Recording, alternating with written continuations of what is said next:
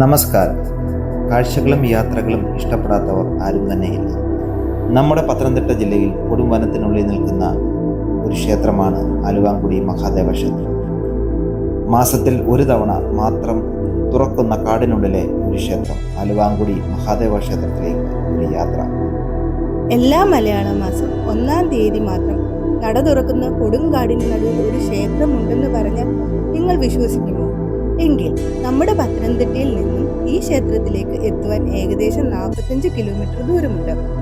2 വഴിയാണ് പ്രാധാന്യമായി ഇവിടേക്ക് പോകുവാനുള്ളത്. ചിറ്റാർ, സീതത്തോട്, മുണ്ടമ്പാറ, ഗുരുനാഥൻ മണ്ണ് വഴി ഈ ക്ഷേത്രത്തിലെത്താം. രണ്ടാമതായി തണ്ണിത്തോട്, തേക്കുതോട്, കരിമാൻതോട്, തുമ്പക്കുളം വഴിയും ഇവിടെ എത്താം. കാടിനുള്ളിലേക്ക് കയറിക്കഴിഞ്ഞാൽ പൂർണ്ണമായും ഓഫ് റോഡാണ്. അതുകൊണ്ട് തന്നെ അതിന് തക്കതായിട്ടുള്ള വണ്ടിയുമായി വരുന്നതായിരിക്കും സൗകര്യം. അല്ലാത്തവർക്ക് ജീപ്പ് സർവീസ് ഉള്ളത് പ്രയോജനപ്പെടുത്താം. ആനയും പുലിയും കടുവയും ഒക്കെയുള്ള കാടായതുകൊണ്ട് തന്നെ അല്ലാത്ത ദിവസങ്ങളിൽ ഇവിടെ പ്രവേശനാനുമതിയില്ല. ഏകദേശം 2000 വർഷത്തോളം പഴക്കമുള്ള ക്ഷേത്രമാണെന്നാണ് പറയപ്പെടുന്നത്. ശ്രീരാമൻ വനവാസകാലത്ത് ശിവപൂജ നടത്തിയ സ്ഥലമാണെന്നാണ് ഐതിഹ്യം. പരശുരാമൻ പണി കഴിച്ച ക്ഷേത്രമാണെന്നും ഐതിഹ്യമുണ്ട്.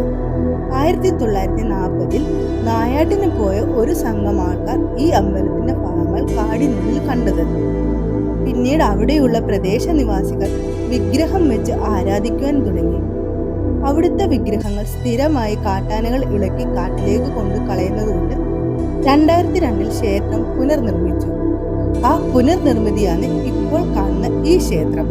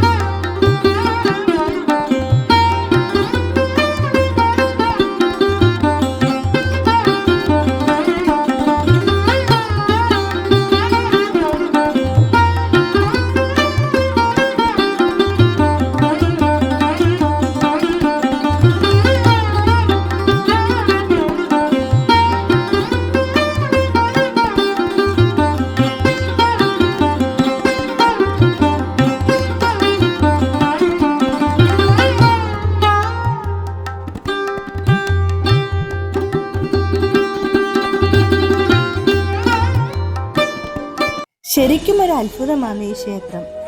അതുകൂടാതെ ഈ കാട്ടിൽ പല ചെറിയ ക്ഷേത്രങ്ങൾ ഒളിഞ്ഞു കിടപ്പുണ്ടെന്നാണ് പ്രദേശവാസികൾ പറയുന്നത്. അമ്പലത്തിനടുത്തായി എത്തുമ്പോൾ ഒരു വലിയ ക്ഷേത്രക്കുളമുണ്ട്.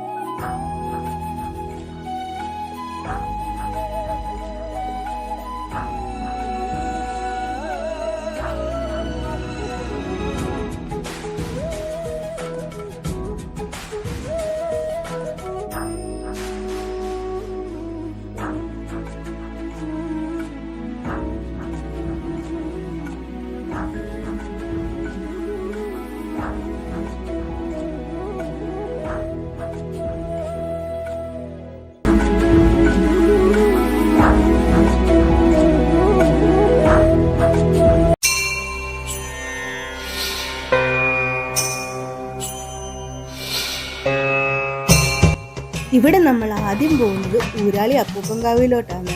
മലദൈവങ്ങൾക്ക് മുറുക്കാനും കൊടുത്ത് ആഗ്രഹ സാഫല്യത്തിനായി പ്രാർത്ഥിക്കുകയും ചെയ്യാം.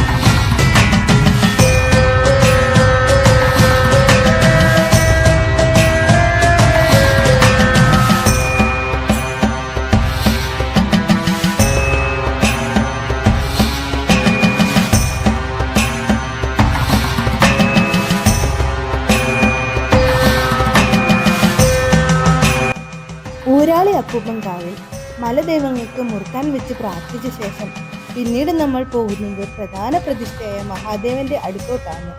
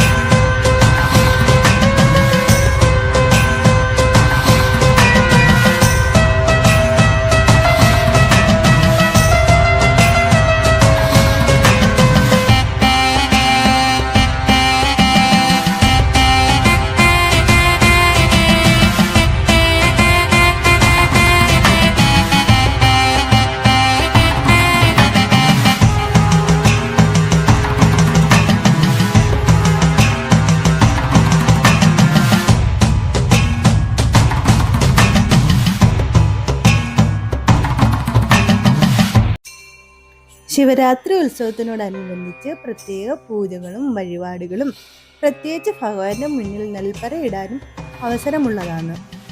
ഇവിടുത്തെ മറ്റൊരു പ്രത്യേകത കൂടിയുണ്ട്. ഇവിടുത്തെ പൂജാരി ജന്മനാ സംസാരശേഷി ഇല്ലാത്തൊരു വ്യക്തിയാണ്.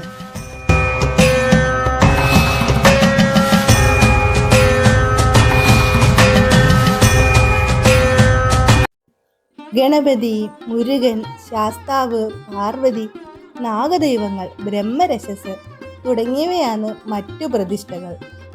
ഇവിടുത്തെ പ്രധാന വഴിപാടുകളിലൊന്നാണ് അന്നദാനം. ആഗ്രഹം സാഫല്യമായ ഭക്തർ അവരുടെ നേർച്ചയായി അന്നദാന വഴിപാടുകൾ നടത്തുന്നു. അതായത് പുഴുക്കായിട്ടും പായസമായിട്ടും എല്ലാം ഭക്തർക്ക് ഉണ്ടാക്കി കൊടുക്കുന്നതാണ്. ഈ യാത്രയും വിശേഷങ്ങളും നിങ്ങൾക്കെല്ലാം ഇഷ്ടപ്പെട്ടെന്ന് കരുതുന്നു. ഇനി അടുത്തൊരു യാത്രാ വിശേഷമായി കാണാം. അതുവരെ എല്ലാവർക്കും നന്ദി.